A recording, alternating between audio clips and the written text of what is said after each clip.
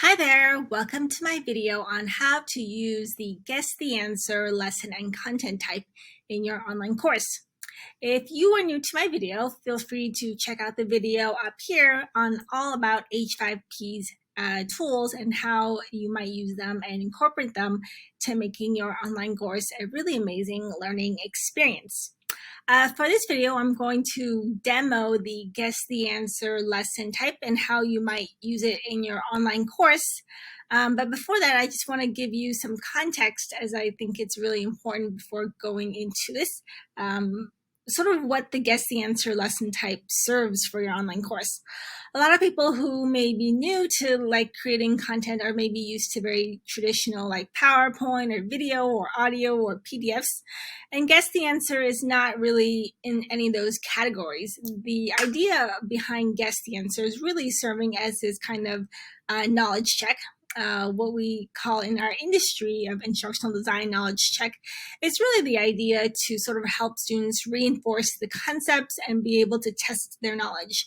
Oftentimes it's easy to consume a bunch of content in a course and go through the motions without really knowing and determining whether you've mastered any of the material, and then later on find out that you're not quite ready or your students aren't quite ready at the stage of advanced material. So Guess the Answer is a great way just for them to sort of gut check themselves to see, oh, okay, I think I'm getting this right, or no, I think I need some more work, so I need to go back to the beginning. The whole point of online learning is really just to make it easier, but also make this an experience that students really remember and really enjoy and really find valuable. So with that said, Guess the Answer is really that how it sounds, guess the answer.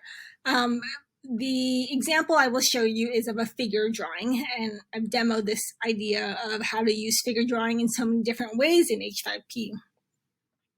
And really what I'm aiming to accomplish and help students is to sort of, when I'm teaching, as an example, if I teach figure drawing and I want students to sort of master some of the basics before they start attempting drawing a flower from start to finish, I want to just sort of remind them that anytime they're drawing, it's really about building the pieces of a drawing before they get the actual drawing completed.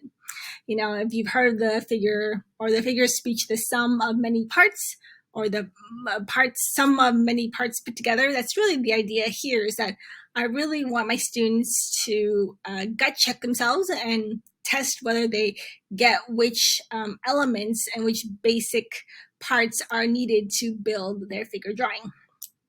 So let's just take a look at this example. So if you're in H5P, go ahead and look for this content type and guess the answer. And guess the answer, I'm just going to give this tutorial and this lesson a title. So I've already built it because I know the other videos have been long, so I'm trying to keep this a little bit shorter to make it easier. Give this a title, and then give this a description about what the goal of this activity and or lesson is. So my goal is that this is a figure of a vase, and their job as a student is to name the points of the vase that can help them build the entire figure. So again, what I'm trying to do with this exercise and activity is to encourage my students to name the points that they need to build and draw before they just attempt to draw the entire figure. Because sometimes people will say, oh, I'm just going to draw the entire thing, and it doesn't really matter how I start, I'm just going to draw it. And sometimes that is one way to do it, but another effective way, more effective way, is to really think about the fundamentals of figure drawing and how to build the parts so that you start from the bottom and work your way up to the finished product. So give this task a description, and then I want to add an image here so that my students know what I'm referencing.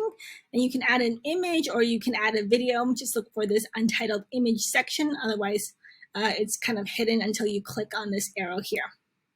So I'm going to select an image from my desktop. And oh, that's not the right image. Okay, so I added the right image, and you can't really see, but I'll try to maximize this somehow is at my screen. You can see that I've already annotated an existing image to sort of reference the different parts of this image and figure that I want my students to be able to master. So now I want to give this an alt text and say a picture of a vase with flowers. And if you're wondering what this alternative text is about, it's basically the idea if someone is visually impaired, then the screen reader will sort of read to them what is on the screen. And so if your picture doesn't have any kind of title, then it doesn't really help the learner who is visually impaired. And so we really want to think about making all aspects of our online course accessible to all users and all learners. So I'll give this a text, and I can even give this a hover text, vase with flowers, so that when someone hovers over this, they will see vase with flowers. And then I'll say click to see the answer. I'll keep it there, but feel free to see, I can customize this click to see the answer for this image, just so it's a little bit more personalized. And I'll just add this as the solution text, and that the goal is to identify the 5 points in my pot that are needed to build this figure drawing. So once that looks good, I am going to just click on save. So now this is the image. I know I wasn't clear earlier, but I've kind of marked it up as an example of the 5 points. It's 1, 2, 3, 4, 5. So if this is an actual exercise in my course, I want to tell students, you have to tell me what these 5 points are. So they have to click here, and then the answer should be, they should be able to say, okay, this is the top left, top right, bottom left, bottom right, and then the whole pot. So that's sort of the point of this activity. It's not too exciting, and it's very kind of more just like a very traditional sort of like kind of quiz / knowledge check activity, but it's still very useful. And so I'm just going to go back and say the first is top right, top left, bottom right, bottom left, and entire base.